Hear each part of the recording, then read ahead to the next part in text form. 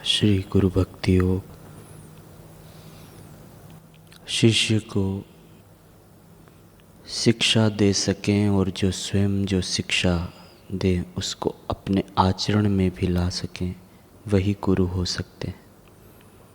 आत्म साक्षात्कारी गुरु इस जमाने में सचमुच बहुत दुर्लभ है।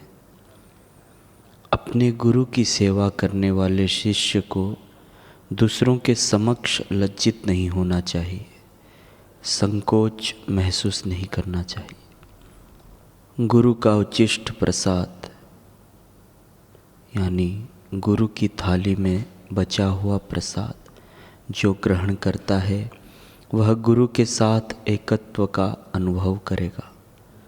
गुरु कृपा से वह उनके साथ एक रूप हो जाएगा। जब गुरु निद्राधीन हों या आराम करते हों तब अनिवार्य परिस्थितियों में भी उन्हें जगाना नहीं चाहिए, विघ्न नहीं डालना चाहिए। गुरु के साथ हंसी मजाक कभी मत करो। अगर ऐसा करोगे तो धीरे धीरे उनके प्रति आदर कम होता जाएगा और आपको लगेगा कि मैं उनके बराबर हो गया हूँ। बनावटी गुरु से सावधान रहना। उन्होंने अपनी बर्बादी तो की है लेकिन वे आपकी भी बर्बादी कर देंगे। गुरु की आज्ञा का पालन करना ईश्वर की आज्ञा का पालन करने के बराबर है। गुरु की सेवा करने के लिए सदैव तत्पर रहो। गुरु की अथक सेवा करके उनकी कृपा प्राप्त करो। जिसने गुरु कृपा प्राप्त की है वही साधना का रहस्य जानता है। गुरु होना अच्छी बात है, उनकी आज्ञा का पालन करना उससे भी अधिक अच्छी बात है और उनके आशीर्वाद प्राप्त करना श्रेष्ठ है। जो अपने गुरु की सेवा करता है वही परम सत्य के संपर्क में आने की कला जानता है। जो मोह से मुक्त होता है वह कभी भी गुरु के प्रति द्रोह नहीं करेगा। गुरु भाई को सहाय करना यह गुरुदेव की सेवा करने के बराबर है। गुरु की सेवा करना माने आत्मोद्धार करना। गुरु की सेवा करना माने माँ बाप की सेवा करना। किसी भी चीज़ में अंधश्रद्धा होना यह अच्छी बात नहीं है, किंतु ईश्वर के साथ एकत्व स्थापित किए हुए गुरु के वचनों में अंधश्रद्धा रखना यह मोक्ष का राजमार्ग है। गुरु भाई पर प्रेम रखना यह गुरुदेव के प्रति प्रेम रखने के बराबर है। गुरु के निवास एवं आश्रम के आसपास के स्थान स्वच्छ एवं व्यवस्थित रखो। गुरु और शिष्य के बीच प्रेमी और प्रेमिका जैसा संबंध है। कभी कभी गुरु अपने शिष्य की कसौटी करे या उसे प्रलोभन में डालें तो शिष्य को गुरु के प्रति अपनी श्रद्धा के द्वारा उसका सामना करना चाहिए। शिष्य को कोई भी चीज़ गुरु से छिपानी नहीं चाहिए, उसे स्पष्ट वक्ता और प्रामाणिक बनना चाहिए। राग द्वेष से मुक्त गुरु के चरण कमलों की धूली बनना यह तो महान सौभाग्य की बात है, दुर्लभ अधिकार है। शरीर की मौत हो जाना कोई बड़ी बात नहीं, लेकिन श्रद्धा की मौत हुई तो समझो सर्वनाश हुआ।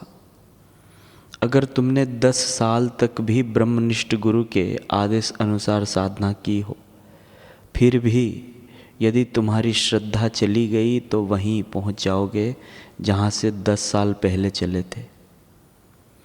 अपनी ही कृति से तुम गुरु को नज़दीक या दूर अनुभव करते हो। ब्रह्मज्ञानी ना तो किसी को दूर धकेलते हैं और ना ही नज़दीक लाते हैं। तुम्हारी श्रद्धा और व्यवहार ही तुम्हें उनसे नज़दीक या दूर होने का एहसास कराते हैं। सद्गुरु ही जगत में तुम्हारे सच्चे मित्र हैं। मित्र बनाओ तो उन्हें ही बनाओ, भाई माता पिता बनाओ तो उन्हें ही बनाओ। गुरु भक्ति तुम्हें जड़ता से चेतनता की ओर ले जाएगी। जगत के अन्य नाते रिश्ते तुम्हें संसार में फंसाएंगे भटकाएंगे, दुखों में पटकेंगे, स्वरूप से दूर ले जाएंगे। गुरु तुम्हें जड़ता से, दुखों से, चिंताओं से मुक्त करेंगे, तुम्हें अपने आत्म स्वरूप में ले जाएंगे। गुरु से फरियाद ना करो, उनके आगे समर्पण करो। फरियाद से तुम उनसे लाभ लेने से वंचित रह जाओगे। उनका हृदय तो ऐसा निर्मल है कि जैसी उनमें भावना करोगे वैसा ही लाभ होगा। तुम उनमें दोष दृष्टि करोगे तो दोषी बनोगे, गुणग्राहक दृष्टि करोगे तो उनके गुण तुम में आएंगे, और उनको त्रिगुणातीत मानकर उनके आज्ञा पालन में चलोगे तो स्वयं भी एक दिन तीनों गुणों से पार हो जाओगे। खबरदार, जो समय गुरु सेवन, ईश्वर भक्ति और सत्संग में लगाना है वह यदि जड़ पदार्थों में लगाया तो तुम भी जड़ी भाव को प्राप्त हो जाओगे। तुमने अपना सामर्थ्य, शक्ति, पैसा और सत्ता अपने मित्रों व संबंधियों में ही मोहवश लगाया तो याद रखो कभी ना कभी तुम ठुकराए जाओगे, दुखी बनोगे और तुम्हारा पतन हो ही जाएगा। जितना हो सके जीवित सद्गुरु के सानिध्य का लाभ लो। वे तुम्हारे अहंकार को काट छांट कर तुम्हारे शुद्ध स्वरूप को प्रत्यक्ष करेंगे। उनकी वर्तमान हयाती के समय ही उनसे पूरा पूरा लाभ लेने का प्रयास करो। उनका शरीर छूटने के बाद तो ठीक है, मंदिर बनते हैं और दुकानदारियां चलती है, तुम्हारी गढ़ाई फिर नहीं हो पाएगी। अभी तो वे तुम्हारी स्वयं को शरीर मानना और दूसरों को भी शरीर मानना, ऐसी परिच्छिन्न मान्यताओं को छुड़ाते हैं। बाद में कौन छुड़ाएगा? बाद में नाम तो होगा साधना का कि मैं साधना करता हूँ, परंतु मन खेल करेगा, तुम्हें उलझा देगा जैसे सदियों से उलझाता आया है। मिट्टी को कुम्हार शत्रु लगता है, पत्थर को शिल्पी शत्रु लगता है, क्योंकि वे मिट्टी और पत्थर को चोट पहुंचाते हैं। ऐसे ही गुरु भी चाहे तुम्हें शत्रु जैसे लगें, क्योंकि वे तुम्हारे देहाध्यास पर चोट करते हैं, परंतु शत्रु होते नहीं। शत्रु जैसे लगें तो भी तुम भूल कर भी उनका दामन मत छोड़ना। तुम धैर्यपूर्वक लगे रहना अपनी साधना में। वे तुम्हें कंचन की तरह तपा कर अपने स्वरूप में जगा देंगे।